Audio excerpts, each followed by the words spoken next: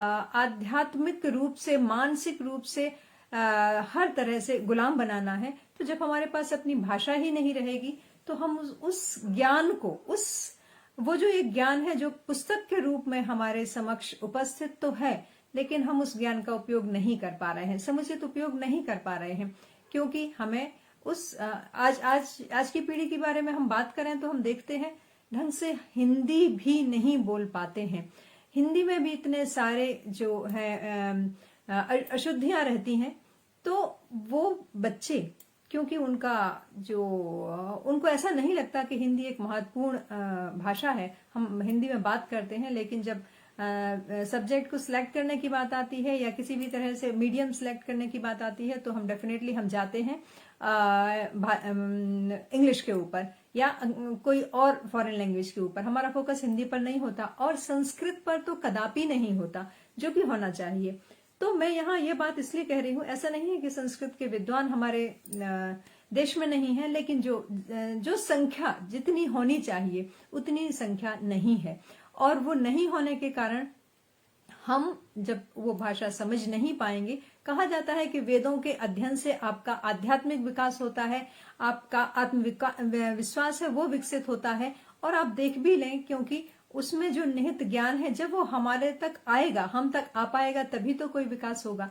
जब वो ज्ञान को हम एक्सेप्ट ही नहीं कर पा रहे हैं, ज्ञान को हम ले ही नहीं पा रहे, ग्रहण ही नहीं कर पा रहे हैं, तो हम किसी भी चीज को समझे बगैर उसके ऊपर डेफिनेटली नेगेटिव कमेंट ही देंगे। पॉजिटिव कमेंट देने की उम्मीद करना ही बेमानी है। तो जब हम देखते हैं कि चारों तरफ से एक तो अंग्रेजी का जो हुआ है, और उसके बाद में इतने सारे विदेशी आक्रांता आए जिन्होंने ठान के रखा था कि हमारी सभ्यता, हमारी संस्कृति, हमारी भाषा, हर चीज को तहस नहस करना है, नष्ट करना है। और क्योंकि हम पहले कुछ डर के कारण और उसके बाद धीरे धीरे आदतन, और फिर हम ये भी बोल सकते हैं कि ज्ञान के अभाव में हम भी उसी धारा में बहते चले गए, और उस धारा में उस चीजों को फॉलो करते हुए हम भी अपने आप को मॉडर्न तब समझते हैं जब हम इंग्लिश बोलते हैं, वेस्टर्नाइज कल्चर फॉलो करते हैं, या नई नई वो सारी चीजें हैं जो कि हमारे संस्कृति का हिस्सा नहीं है, लेकिन दूसरी संस्कृति का हिस्सा होते हुए भी हमें आकर्षित करती हैं, क्योंकि हमें ये लगता है कि मॉडर्नाइज वे यही है। हम कई बार नारी सशक्तिकरण जैसे मुद्दों पर बहुत सारी बातें करते हैं, लेकिन हकीकत में नारी सशक्त कहाँ है, हकीकत में नारी सशक्त कहाँ थी? क्या आप ये समझते हैं? बहुत सारे लोगों की सोच होती है कि आपका जो ड्रेसिंग सेंस है उससे नारी सशक्त होती है।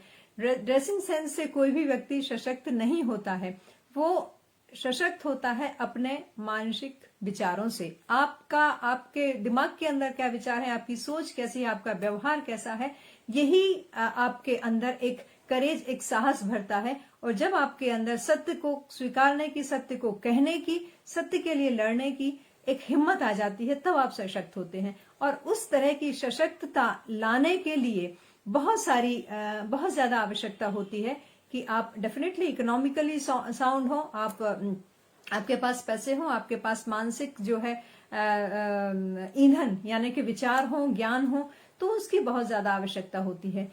और यदि ये सारी चीजें नहीं है, तो हम वहां पर सशक्तता की परिभाषा सिर्फ यही देना कि आप मॉडर्न ड्रेस पहने हैं और थोड़ा सा आपने अंग्रेजी बोल लिया है, तो ये सशक्तता की निशानी बिल्कुल भी नहीं है।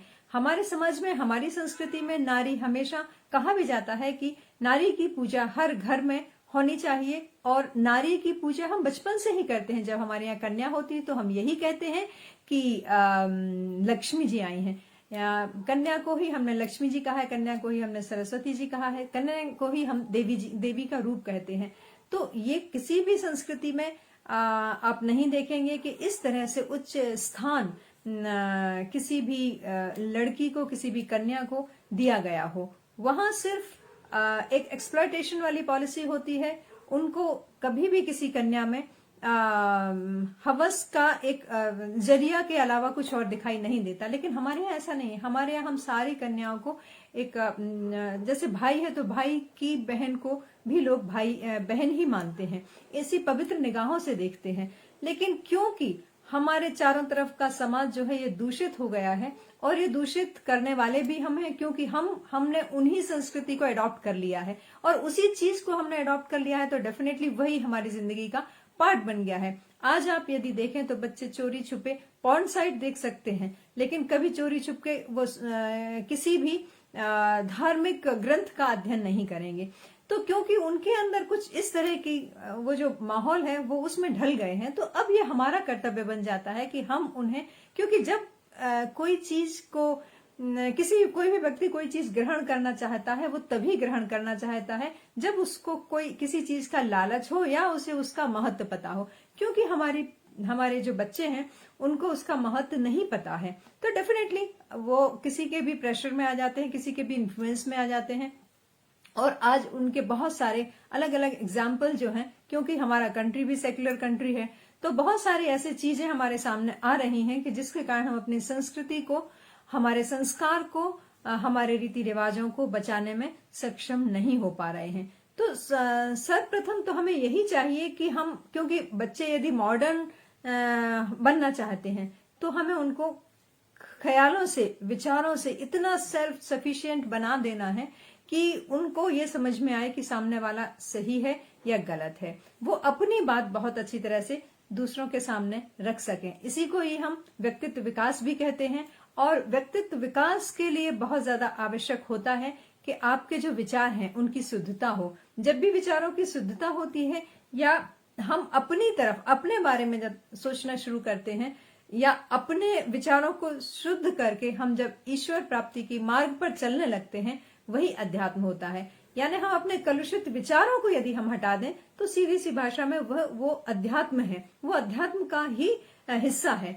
और क्योंकि हम उसे बड़ा क्लिष्ट भाषा में समझाते हैं तो बच्चे उससे दूर जाते हैं। और इसलिए अब हमें ये चाहिए कि बच्चों को स्वाध्याय की तरफ मोड़ा जाए। और जब बच्चा, जैसे हम आजकल बहुत सारे विज्ञापन आ रहे हैं, कन्यादान, कन्यामान और पता नहीं क्या क्या, हमेशा हमारी संस्कृति पर किसी न किसी तरह का कुठाराघात होता रहता है, और उस कुठाराघात को बहुत आसानी से हम खुद और हमारे बच्चे एक्सेप्ट कर लेते हैं, उसका पार्ट मान लेते हैं। तो क्योंकि जानकारी नहीं है, जानकारी इसलिए नहीं क्योंकि आपके पास वो ना तो इंटरेस्ट है, ना ही समय है, ना माँ बाप के पास में, ना बच्चों के पास में, और साथ ही साथ ना ही आपके पास वो भाषा है। आपको संस्कृत नहीं आती है, 2-4 लाइन पढ़े, 2-4 पेज पढ़े और रख दिया। तो जब वो भाषा नहीं है, जब वो इंटरेस्ट नहीं है, तो डेफिनेटली हमारे यहाँ आजकल का जो ट्रेंड है, मॉडर्न ट्रेंड है, आप भी देख रहे हैं, अभी पूरा महीना त्योहारों का महीना ही गया है, पूरा सितंबर, और अभी हम जो देखते आ रहे हैं, यदि हम बात करते हैं कि गणेश जी को हम स्थापित कर रहे हैं, दुर्गा जी को हम स्थापित कर रहे हैं, या रावण को मार रहे हैं, रावण को जला रहे हैं, तो आप देखिए इन सारी चीजों में हम अपने आप को बहुत ज्यादा सांस्कृतिक रूप से संपन्न बनाने के लिए क्या करते हैं? पैसा, चंदा इकट्ठा किया, पैसे लेके आए, मूर्ति स्थापित की, डीजे वगैरह पर डांस किया और बस उनको विसर्जित कर दिया। क्या ये आपके सांस्कृतिक, आपके आध्यात्मिक होने की निशानी है? ये बिल्कुल निशानी नहीं है। ये तो हम एक आंख बंद करके एक अंधानुकरण करते हुए लोगों के पीछे चले जा रहे हैं कि भाई आपने कुछ दिन गणेश जी बिठा लिए, कुछ दिन माता जी बिठा ली, और फिर उस रावण को जला दिया, ये मानते हुए कि हम तो राम हैं और हमने रावण को जला दिया। तो इन हमारे जो त्योहार को मनाने के जो तरीके हैं, यही हमें आप बोल सकते हैं कि ये तरीके ही सही नहीं है, और उसमें फिर धीरे धीरे बहुत सारी विकृतियां शामिल होती जाती हैं। जैसे कि नवदुर्गा की यदि स्थापना होती है तो हमें ऐसा लगता है गरबे के बगैर तो नवदुर्गा है ही नहीं, तो क्या हम डांस करके, तो क्या हम डीजे पर डांस करके ही देवी जी की आराधना करें तभी देवी जी खुश होंगी? ऐसा नहीं है, क्योंकि हम वास्तविक अर्थ नहीं जान रहे हैं, और हम यही ढकोसलों को अगली पीढ़ी में ट्रांसफर करते जा रहे हैं। और बहुत शौक से, क्योंकि बहुत सारी चीजें जो फिल्म में जैसा सेलिब्रेट होता है उसी तरह से हम भी उनको मनाते जा रहे हैं। तो इस तरह का, जबकि हम देखेंगे कि और किसी जाति धर्म में इस तरह का दिखावा नहीं होता है, लेकिन हम हम अपनी संस्कृति में विकृतियां बहुत इजीली लेते आ रहे हैं, क्योंकि हम दिखावे में चल रहे हैं। तो हमें उस दिखावे से, यदि हम समझ गए कि ये दिखावा ही घातक है, उस दिखावे से दूर होना है। और रेगुलरली डेली बच्चों को ये आदत भी हमें डालना होगी, वो स्वाध्याय करें। स्वाध्याय का फायदा ये होता है कि जब कोई व्यक्ति स्वाध्याय करता है, छोटे बच्चे जब रहते हैं, कुछ पढ़ते हैं, कुछ अच्छा सा पढ़ते हैं, तो क्या होता है कि उनके अंदर वो सोच विकसित होती है। और आप देखेंगे कि जब आपको कोई चीज पता हो तो आप अंधानुकरण नहीं करेंगे।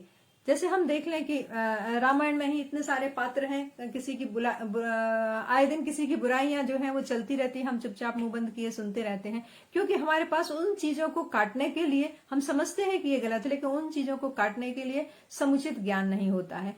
तो मैं और हमारा पूरा समूह और आप सभी लोग जो सुन रहे हैं, हम सब यही चाहते हैं कि किसी न किसी तरह से हम अपनी सांस्कृतिक विरासत, जो कि वेदों के रूप में है, जो कि रामायण महाभारत के रूप में है, जो कि बहुत सारे वेद पुराण और हमारे पास तो बहुत सारे ग्रंथ हैं जिनके रूप में है, उनको वापस से पढ़ा जाए। तो स्वाध्याय की तरफ, स्वाध्याय होगा, आप समझ लीजिए, आपने 10 मिनट भी अपने बच्चों को, चाहे बच्चे छोटे हो बड़े हो, एक कंपल्शन के फॉर्म में आदत आपने डाल दी कि आपको ये पढ़ना ही है, और उसका अर्थ समझाकर। अभी का मैं आपको एक्सपीरियंस शेयर करती हूँ। मैं कोई ज्ञानी तो नहीं हूँ, थोड़ा बहुत ही जानती हूँ। अभी एक ऐसा बच्चा मेरे टच में आया जिसको कि हिंदी नहीं आती थी, लेकिन उसे हनुमान चालीसा जो है वो समझना था। तो हनुमान चालीसा उसे इंग्लिश में समझना था, क्योंकि उसको इंग्लिश ही आती है, लेकिन उसने याद कर लिया था। जब उसको पूरे हनुमान चालीसा की एक एक दोहा चौपाई सबकी जो जब बहुत अच्छी तरह से उसको एक्सप्लेन किया गया, तो मैंने हनुमान चालीसा का कई बार पाठ किया है, लेकिन उस एक्सप्लेनेशन के कारण मुझे खुद उसमें जितना अर्थ में, आप समझ लीजिए कि यदि मैं 5% अर्थ जानती थी, तो 95% अर्थ अब जान पाई हूं। इट मीन्स कि हम ये नहीं समझे कि हमें सब कुछ आता है, हम बहुत ज्ञानी हैं। एक एक चीज को आप द्वारा से समझने की कोशिश करें और बच्चों में ये आदत डालें कि बच्चों में आप ही बच्चों को समझाना शुरू कर दीजिए, बताना शुरू कर दीजिए। आपको जिस तरह से जो चीज आती है उसके अलावा कुछ और नया पढ़िए। तो जब हम स्वाध्याय की ओर बढ़ते हैं तो बहुत सारी ऐसी चीजें हैं, बहुत सारी ऐसी समस्याएं हैं जिनका समाधान स्वतः ही हो जाता है, क्योंकि आप भी अध्ययन कर रहे हैं और बच्चों को भी अध्ययन करने के लिए प्रेरित कर रहे हैं, ताकि वो गलत चीज को एडॉप्ट ना करें। अभी जैसे मैंने आपसे कहा कि हम बात करते हैं गणेश विसर्जन की, तो अब मैं कुछ ऐसी भ्रांतियों के बारे में बातें करने जा रही हूं, क्योंकि मेरा जो टॉपिक है या जो हमारा उद्देश्य है, वैज्ञानिकता, मजबूरी में हमें ये उद्देश्य रखना पड़ रहा है, क्योंकि आप सभी जानते हैं एक अध्यात्म और वैज्ञानिकता यदि हम दोनों में तुलना करें तो वैज्ञानिकता कहीं नहीं ठहरती अध्यात्म के सामने।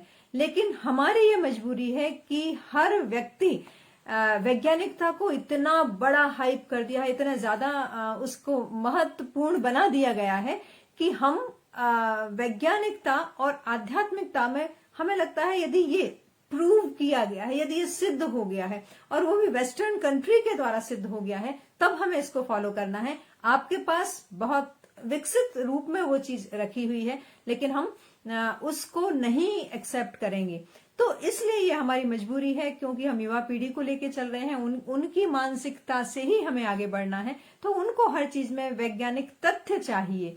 उन वैज्ञानिक तथ्य को ध्यान में रखते हुए हमें भी ये ज्ञान होने की बहुत आवश्यकता है कि हर चीज का हम भी वैज्ञानिक तथ्य दे सकें। तो अब मैं यही चाहती इस सीरीज में अब आगे जो भी लेक्चर हो, तो आप अपना एक पॉइंट लीजिए, एक पहलू लीजिए और उसको वैज्ञानिकता की कसौटी पर कसकर प्रस्तुत कीजिए, ताकि हम ये कह सकें बच्चों से कि नहीं, ये सही है, किस लिए ये सही है, किस लिए ये गलत है। तो क्योंकि मैं अभी गणेश जी की बात कर रही थी, तो जो कहानी है, जो प्रचलित कहानी जो हमने पढ़ी है कि गणेश जी ने, जब वेदव्यास जी ने उनसे लिखने को कहा, तो गणेश जी की स्पीड बहुत तेजी से वो लिख रहे थे, और वो सब पात्रों के बारे में लिख रहे थे, और उनके अंदर एक ऊर्जा जो है वो पैदा हो रही थी।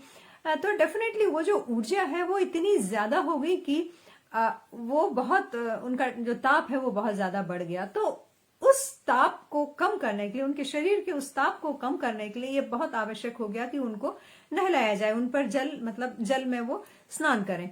तो वहां से ये परंपरा आई कि लेकिन हम जब भगवान की पूजा करते हैं, क्या हम इतने योग्य हैं, क्या हम वेद व्यास हैं कि हम वो प्लास्टर ऑफ पेरिस की जो मूर्ति हम बनाते हैं, और वो भी इतनी बड़े साइज की बनाते हैं, उसका टेम्परेचर इतना बड़ा हम कर सकने के योग्य हो जाते हैं कि हमें उसको विसर्जित करने की आवश्यकता होगी। क्योंकि यदि हम अपने जो हमारे ग्रंथ हैं उनको माने तो गणेश जी गोबर के ही बनते हैं, और क्योंकि गोबर की चीजों में इतने टेम्परेचर को सहन करने की क्षमता होती है, और वो भी 1 अंगुल से बड़े नहीं बनते। और हम इतनी विशालकाय मूर्तियां बनाते हैं, प्लास्टर ऑफ पेरिस की बनाते हैं, मिट्टी की बनाते हैं, और अलग अलग चीजों की बनाते हैं, इतने सारे एक्सपेरिमेंट उनको बनाने में करते हैं, और फाइनली उनको इतनी बेरहमी से उन मूर्तियों को बहाते हैं। आप सोचिए, वो हमारी श्रद्धा जो उनको प्रवाहित कर रहे हैं, कभी हाथ पकड़ रहे, कभी सिर पकड़ रहे, कभी धक्का दे रहे, वहां आपका जो वो सोच है वो किस लेवल पर गया है। आपका मतलब ये सिर्फ आप उनको विसर्जित करना चाहते हैं, यानी यदि ये कड़वा जरूर है, लेकिन यदि मैं कहूं कि आप सिर्फ उनको फेंकना चाह रहे हैं, लेकिन ये तो नहीं होता है, ये सही नहीं है। इसलिए इन सारी चीजों पे, और बहुत पहले ऐसा कुछ होता भी नहीं था, हमारे धार्मिक ग्रंथों में इस तरह का कोई उल्लेख भी नहीं है कि प्लास्टर ऑफ पेरिस की मूर्तियां बनाई जाएं या ये सारी चीजें की जाएं। तो इन चीजों का हमें डेफिनेटली अपोज करना चाहिए। अपोज इन द सेंस इसलिए क्योंकि ये सही नहीं है, क्योंकि ये हमें जो हमारा उद्देश्य है उसकी प्राप्ति इनसे हमारे लिए नहीं हो रही है, बल्कि वहां पर डीजे चल रहे हैं, लोग ड्रिंक कर रहे हैं, और पता नहीं बहुत सारी ऐसी चीजें हो रही हैं जिनको हम कह नहीं सकते हैं।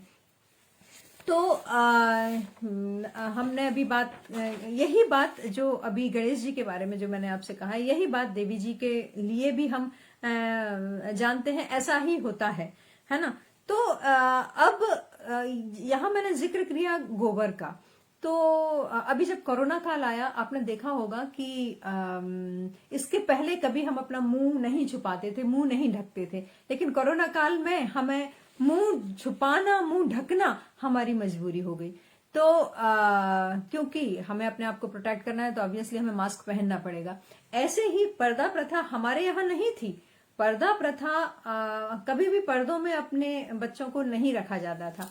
मैंने तो यहाँ तक सुना है कि यदि पर्दा होता था तो जेंट्स खुद अपनी आंखें बंद कर लेते थे जहां उसकी आवश्यकता होती थी, लेकिन लेडीज को, महिलाओं को, देवियों को कभी पर्दे में नहीं रखा जाता था। ये तो फिर से वही विदेशी आक्रांता आए, और उनकी वो बड़े दुष्चरित्र थे, और उनकी खराब मानसिकता के कारण भारत की महिलाओं को पर्दे में रखने की परंपरा चल पड़ी।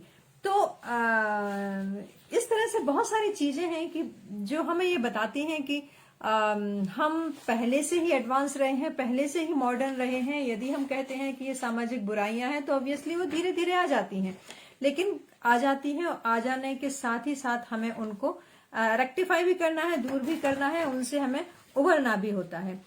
दूसरी एक बात और मैं यहाँ जिक्र करना चाहूंगी। जब हम बात करते हैं, जब हम आरती करते हैं, तो हम अगरबत्ती का उपयोग करते हैं, है ना। आपने देखा होगा कि जब हवन सामग्री या किसी भी तरह से जब हम जब लकड़ी का कोई यूज होता है तो किसी भी लकड़ी का उपयोग करते हैं, लेकिन बांस की लकड़ी स्पेशली हमारे ग्रंथों में लिखा है कि बांस की लकड़ी को जलाना अशुभ है, वर्जित है। ये अलग बात है कि जब बच्चे का जन्म होता है तो वो जो नाल है वो बांस के वृक्ष के वहां ही गाड़ी जाती है, और इवन जब डेथ होती है तो जो वो शव को जो कैरी किया जाता है वो बांस की लकड़ी पर ही किया जाता है।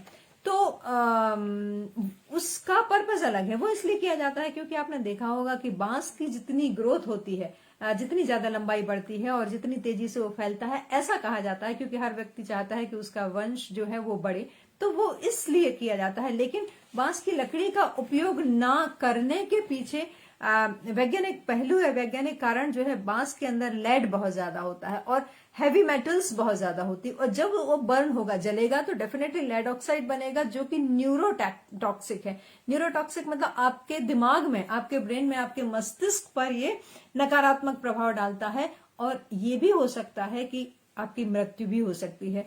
इसलिए ऐसा कहा गया कि भाई ये अशुभ है या ये है, तो इट मीन्स इसका एक वैज्ञानिक कारण है कि बांस की लकड़ी हम क्यों नहीं जलाते। लेकिन उसके विपरीत आजकल हम देखते हैं अगरबत्ती में वो बांस की लकड़ी ही होती है, और वो हम बहुत शौक से, सुविधा अनुसार हम उसको जला रहे हैं। तो वो भी हमारे लिए, क्योंकि जो अगरबत्ती होती है उसमें भी फैटलिक एसिड जो है वो होता है, और उसका ईस्टर बन जाता है। अगेन वो भी एक न्यूरोटॉक्सिक के साथ में हेप्टोटॉक्सिक भी है, यानी वो लिवर को भी डैमेज करता है और ब्रेन को तो डैमेज करता ही है। इसलिए हमें चाहिए कि हम अगरबत्ती ना जलाएं। इसकी जगह यदि हम धूप बत्ती जलाते हैं तो धूप बत्ती से निकलने वाला जो धुआं है वो हवा में जो विषाणु है उनको मारता है। तो क्यों ना हम अगरबत्ती की जगह धूप बत्ती जलाएं। लोबान को भी जला सकते हैं। लोबान से तो इवन बहुत सारी बीमारियों को ठीक किया जाता था पहले। टीबी जो है, दमा है, पुरानी खांसी है, लोबान से जो है, लोबान की गंध से, लोबान के धुएं से ठीक किए जाते। तो हम वो चीजें देखें कि कौन सी चीज हमारे लिए अच्छी है, उसका क्या रीजन है, और उसको हम क्यों हमें फॉलो करना चाहिए। गोबर और गौमूत्र के बारे में इतनी सारे मिसकंसेप्शन हैं। लोग कहते हैं कि भाई कोई यूरिन भी पीता है, कोई ये कहने को गोबर है, लेकिन लोग तो उसे पॉटी ही कहेंगे कि वो भी कोई खाता है। लेकिन जब इसका भी साइंटिस्ट लोगों ने इसका एनालिसिस किया तो आपको आश्चर्य होगा कि जब हम बात करते हैं रेडिएशन की, जो हम बात करते हैं, तो कोई भी एलिमेंट दुनिया में ऐसा नहीं है जो उन रेडियो एक्टिव रेज को काट सके। लेकिन गोबर के अंदर ऐसे एलिमेंट होते हैं जो कि उस रेडियो एक्टिव रेज को काट देते हैं, कम कर देते हैं। यानी यदि आपने जब रेडियो एक्टिव रेज का मतलब यह है कि जब कहीं बॉम्ब ब्लास्ट होता है, तो बॉम्ब ब्लास्ट होता है, उससे जो रेज निकलती है, हम बोलते हैं मोबाइल के पास नहीं जाओ, रेज निकल रही हैं, बहुत सारे ऐसे जो चीजें हैं, तो उनसे जो रेज निकलती हैं, उन रेज को, उन किरणों को यदि हम 7-8 फीट मोटी कंक्रीट की दीवार बनाएं, उस मोटी कंक्रीट की दीवार जो है, उस मोटी कंक्रीट की दीवार जितना रोक पाती है, उतनी सिर्फ एक गोबर की लेयर उस रेडियो एक्टिव एलिमेंट को, ये साइंस से प्रूव है ना, विज्ञान में वैज्ञानिकों द्वारा ये सिद्ध है कि वो गोबर की वो पतली लेयर उस 7-8 फीट मोटी कंक्रीट की दीवार के बराबर शक्ति रखती है यदि रेडियो एक्टिव रेज को हम रोकने की बात करें। तो आपने देखा होगा पुराने जमाने में जो मकान की जो लिपाई पुताई होती थी वो गोबर से होती थी, क्योंकि वो जो रेज है, हार्मफुल रेज है, जैसे हम अभी बोल रहे हैं ग्लोबल वार्मिंग हो रही है, ओजोन परत जो है वो कट गई है, तो वहां से जो हार्मफुल रेज, रेडिएशंस जो आ रहे हैं, तो वो रेडिएशंस आने से कैंसर, स्किन का कैंसर बहुत ज्यादा हो रहा है। तो इस तरह से गोबर के अंदर आप सोचिए कितनी कैपेसिटी है, लेकिन लोगों को कहने को ये रहता है कि गोबर भी कोई यूज करने वाली चीज है। तो हमें वो चीज समझनी होगी कि गोबर भी हर कोई गोबर नहीं, सिर्फ गाय का गोबर, वो भी कहा जाता है कि भारतीय जो हमारी देशी गाय हैं उनका गोबर बहुत अच्छा होता है। और ऐसा ही कहा जाता है, देखो गाय के दूध की तो कोई पैरेलल में कोई कंपटीशन ही नहीं है कि गाय का दूध जो है उसमें विटामिन ए होता है और भी बहुत सारे विटामिन होते हैं, लेकिन कंडीशन ये है कि वो जैसे आजकल की उसमें ऑक्सीटोसिन का इंजेक्शन लगा के दूध निकाला जा रहा है, गायों को एक्सप्लॉइट किया जा रहा है, गायों को इतना ज्यादा पौष्टिक खाना नहीं दिया जा रहा है। तो डेफिनेटली यदि बहुत सारी चीजें इस तरह से की जा रही हैं तो वो हार्मफुल इफेक्ट क्रिएट करेंगी। हम उस सिचुएशन में बात कर रहे हैं जब उसको अच्छा भोजन दिया जा रहा है, और क्योंकि उसको अच्छा भोजन दिया जा रहा है, नेचुरल वे में उसका दूध हमें मिल रहा है, इंजेक्शन लगाने के बाद नहीं। तो इस तरह से जो गाय का दूध है उसे अच्छा माना गया है। और गाय के घी के अंदर वो कैपेसिटी होती है, जैसे हम बोलते हैं कि हमारी आंखें दिन भर मोबाइल में या लैपटॉप में काम करके बहुत ज्यादा थकावट महसूस होती है, नंबर बढ़ जाता है, चश्मा लग जाता है। तो इसका भी जो गाय का जो घी होता है वो इन सारी चीजों को, क्योंकि मैंने आपसे कहा कि गोबर के अंदर जब वो रेडिएशंस को किल करने की, रेडिएशंस को रोकने की कैपेसिटी है, तो गाय का जो भी प्रोडक्ट है, चाहे वो दूध हो, घी हो, मक्खन हो, हर चीज के अंदर वो एलिमेंट्स हैं जो कि आपको इन सारी चीजों से प्रोटेक्ट करते हैं। तो ये हम जानते हैं, लेकिन मोटे ना हो जाए, ये ना हो जाए, वो ना हो जाए, ये सोच के ना तो हम उपयोग कर रहे हैं, ना ही बच्चों को उसका महत्व समझा रहे हैं, और ना ही उन्हें फोर्सफुली हम उपयोग करने की सलाह दे रहे हैं। एक बात और मैं कहना चाहूंगी साथ ही साथ, जब हम बात करते हैं शिवलिंग की, शिवलिंग में ये भी अगेन वैज्ञानिकों ने इसको भी प्रूव किया है कि हमारे यहाँ जो 12 ज्योतिर्लिंग हैं, हर ज्योतिर्लिंग जहां भी, जो स्थान जहां पर ज्योतिर्लिंग बना हुआ है, वो जो शिवलिंग है, शिवलिंग के अंदर जो न्यूक्लियर रिएक्टर के बराबर एनर्जी होती है। न्यूक्लियर रिएक्टर आप जानते हैं कितनी मुश्किल से बन पाता है, और न्यूक्लियर रिएक्टर को बनाने के लिए या उससे जो एनर्जी है वो लाने के लिए हमें यूरेनियम की आवश्यकता होती है, और यूरेनियम कितना महंगा है, हर कंट्री में तो वो मिलता भी नहीं है, बहुत कम मात्रा में प्रकृति में पाया जाता है, बहुत रेयर कंट्री है जहां से वो मिलता है। लेकिन हमारे यहाँ जो शिवलिंग है वो न्यूक्लियर रिएक्टर है, और ये देखा गया कि जब शिवलिंग के पास में जो रेडियो एक्टिव जो इंस्ट्रूमेंट होता है उसको यदि लेके आते हैं, तो डेफिनेटली वो जो रेज है बहुत दूर तक आप उसमें वो रेज जो है वो आप फील कर सकते हैं। मतलब वो न्यूक्लियर रिएक्टर है शिवलिंग, और उनको वहां इसीलिए स्थापित किया गया है क्योंकि वो न्यूक्लियर रिएक्टर हैं, और उनसे जो रेज जो निकल रही हैं उनका इफेक्ट कम करने के लिए यदि हम रेगुलरली उस पर पानी डालते हैं ना शिवलिंग पर, हम डेफिनेटली जल जो है अर्पित करते हैं, और ये भी कहा जाता है कि लगातार उसको हमें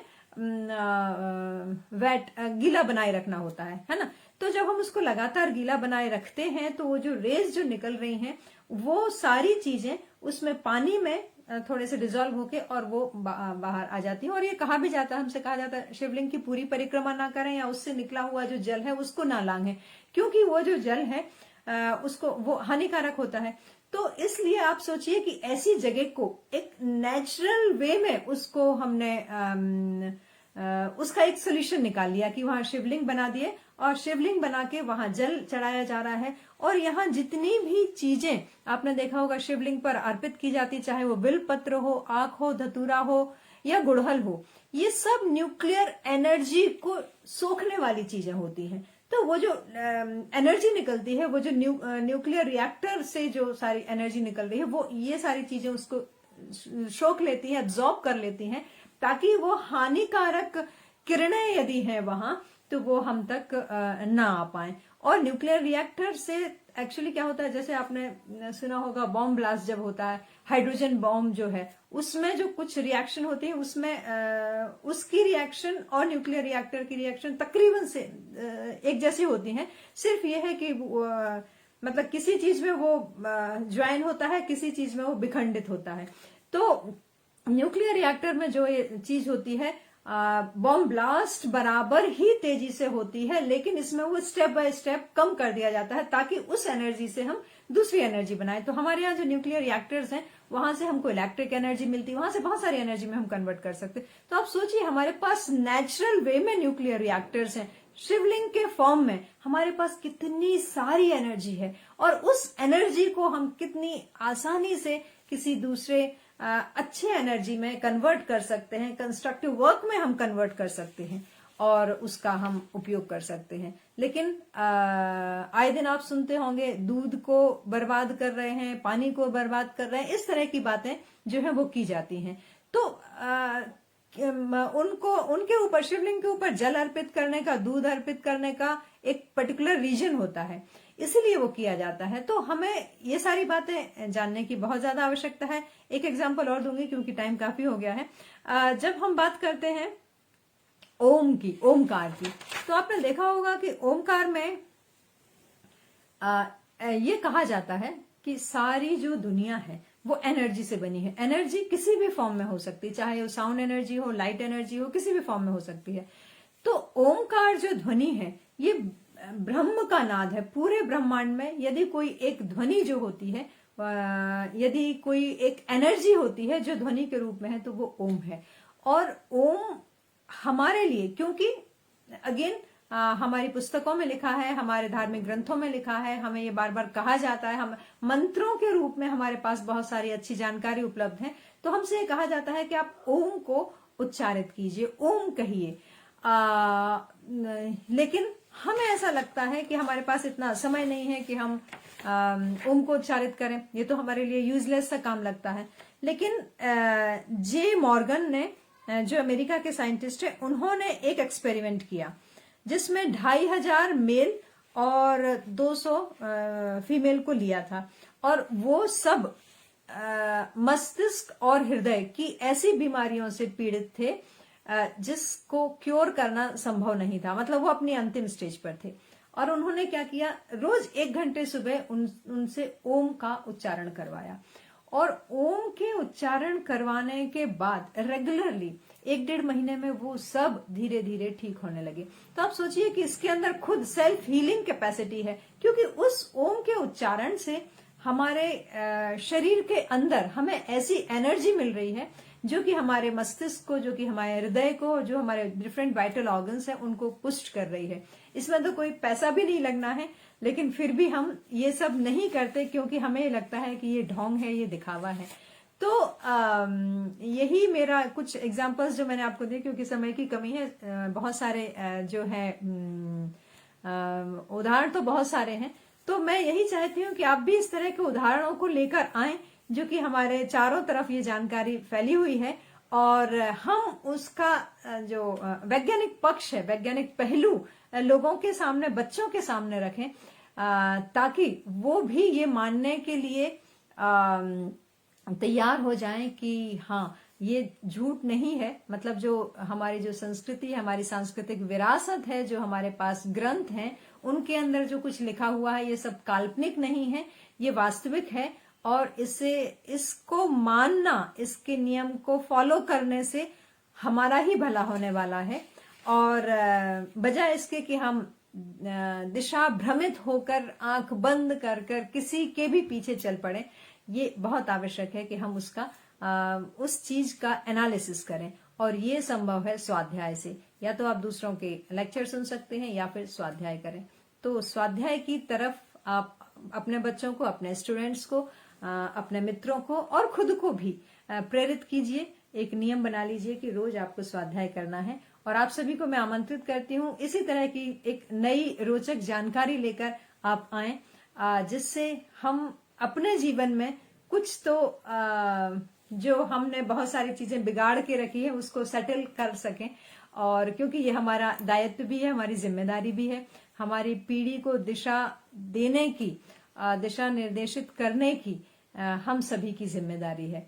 और आप सभी भी उस जिम्मेदारी को बहुत अच्छी तरह से निभाएंगे, ये मुझे पूर्ण आशा है। और आप सभी का सहयोग मिलता रहेगा, ये भी मुझे पूर्ण विश्वास है। और आप जितने भी लोग यहाँ जुड़े हैं, मैं क्योंकि बोल रही थी तो उस समय ध्यान नहीं रहा। संध्या शुक्ला जी बहुत बहुत शुक्रिया आपका, जया जी बहुत बहुत शुक्रिया आपका, अर्चना खरे जी, राजीव खरे सर बहुत बहुत शुक्रिया सर आपका, अनिल सर आपका तो मार्गदर्शन और आपका आशीर्वाद तो हमारे लिए हमारी एक बहुत अच्छी पूंजी है। आपका मार्गदर्शन और आशीर्वाद हमेशा मिलता रहे, ये बहुत आवश्यक है। और भी जो लोग यहाँ सुन रहे हैं या बाद में जो लोग सुनेंगे, तो इसको आप जरूर ट्रांसफर कीजिए और कोशिश कीजिए कि इस तरह की जहां भी आपको जानकारी मिले, क्योंकि हर चीज की बहुत सारी जानकारी है और बहुत सारी संस्थाएं इस दिशा में काम भी कर रही हैं। जैसे अभी मुझे 2-3 बुक मिली थी, ये एक सर आए थे, वो देके गए थे, तो उसमें बहुत सारी ऐसी जानकारियां हैं। तो आपको जहां भी इस तरह की जानकारी मिलती है उसको आप एकत्रित कीजिए और पटल पर प्रस्तुत कीजिए, दूसरों के सामने रखिए, क्योंकि ज्ञान उस पूंजी के समान है कि हम जितना बांटें उतना ही बढ़ता जाता है, ये कम नहीं होता है। तो इसी आशा के साथ में हम अपने इस सेशन को एंड करते हैं और कमल चंद्रा जी बहुत बहुत शुक्रिया आपका। आप सभी ने बहुत अच्छे अच्छे कमेंट्स बीच में किए हैं। मधुलिका जी आप भी सुन रही हैं, बहुत बहुत शुक्रिया। अभी आराम से मैं आप सभी के कमेंट्स पढ़ूंगी और उनको रिप्लाई करूंगी। और आप सभी ने सुना और आप सभी ने सुना और कमेंट किए, इसलिए इसीलिए मेरा हौसला बढ़ता गया और मैंने बहुत सारी कुछ बातें जो हैं मेरे मन में आई वो आप सभी के समक्ष रखने की कोशिश की। और अब मैं आप सभी से विदा लेती हूँ।